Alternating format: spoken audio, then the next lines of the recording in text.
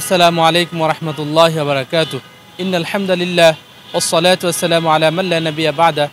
মুহতারাম সামিঈন, আল্লাহ রাব্বুল আলামিনের ফজল ও করমে আমরা আবারও রমজানের একেবারে খুবই সন্নিকটে উপনীত হতে যাচ্ছি।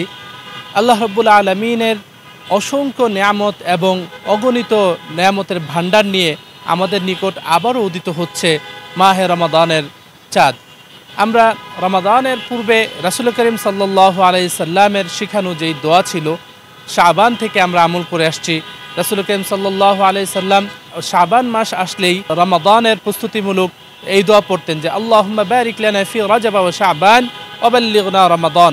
হে আল্লাহ, আপনি আমাকে শাবান এবং রজব এবং শাবানের মধ্যে বরকত দান করুক, যাতে করে আমি রমজানে উপনীত হতে পারি। এরকম দোয়া রাসূল করিম সাল্লাল্লাহু আলাইহি সাল্লাম করতেন।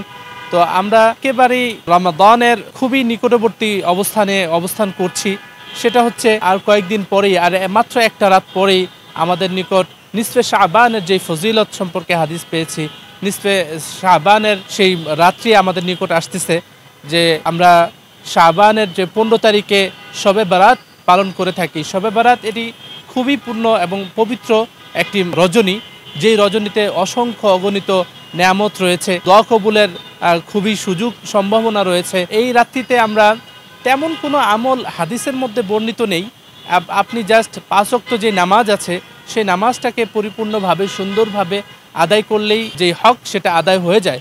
কিন্তু আপনি যদি এতেও তৃপ্ত না হন, তাহলে আপনি ঐচ্ছিকভাবে আপনি একেবারে নিজ ইচ্ছায় স্বেচ্ছায় আপনি চাইলে সওম পালন করতে পারবেন, অর্থাৎ শাবানের যেই শবে বরাতের যে রোজা, সেই রোজা পালন করতে পারবেন, 2টি রোজা রাখতে পারবেন এবং শবে বরাতের রাত্রিতে রজনীতে আপনি বেশি বেশি নফল নামাজ আদায় করতে পারবেন। এটা সম্পূর্ণ আপনার ঐচ্ছিক। আপনার ইচ্ছা হলো আপনি করলেন, যদি আপনার ইচ্ছা না হয় আপনি করবেন না। এতে ইসলামের শরীয়তে এবং কোরআন হাদিসে কোনো ধরাছোঁয়া নেই। আপনার করতেই হবে বা না করলে গুনাহ হবে, এরকমটি ইসলামে নেই। তো যেই নিসফে শাবানের যেই বিষয়গুলো, সেই বিষয়গুলো আমাদের দেশে দেখা যায় অতিরঞ্জিত হয়ে যায়। যে সারা রাত আমল করা কিন্তু ফজর না পড়া।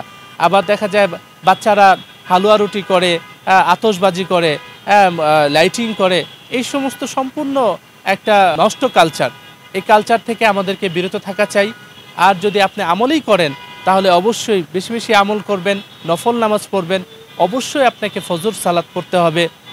এবং আমাদের দেশের যে নিয়ম অনুযায়ী হালুয়া রুটি খাওয়া বা মসজিদে ঘুরে বেড়ানো, সিন্নি করা, বিরিয়ানি খাওয়া, খিচুড়ি করা, এই সমস্ত এটা ইসলামের মধ্যে কোনো প্রমাণ নেই।